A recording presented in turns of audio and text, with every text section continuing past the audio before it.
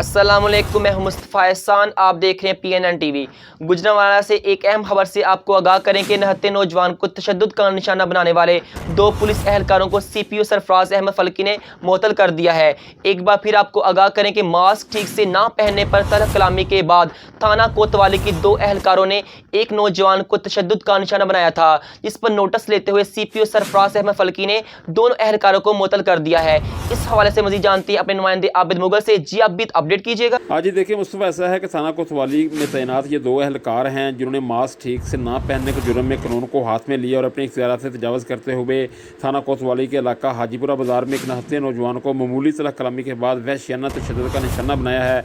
और इस सारे अफसोसनाक वाक़े की सोशल मीडिया पर वीडियो वायरल हुई है, जिसमें देखा जा सकता है कि मौके पर मौजूद शहरियों के बार बार मना करने के बावजूद दोनों एहलकार निहत्थे नौजवान को मार मार कर अधमुआ कर दिया, इसको गालियाँ दी और इसके कपड़े भी फाड़ दिए। वीडियो सोशल मीडिया पर वायरल होने के बाद CPO सरफराज अहमद फल्की ने दोनों एहलकारों को मुअत्तल करके लैन हाज़िर कर दिया है और SP सिटी वक़ार अज़ीम को वाक़े की इंक्वायरी का हुक्म दे दिया है। जी।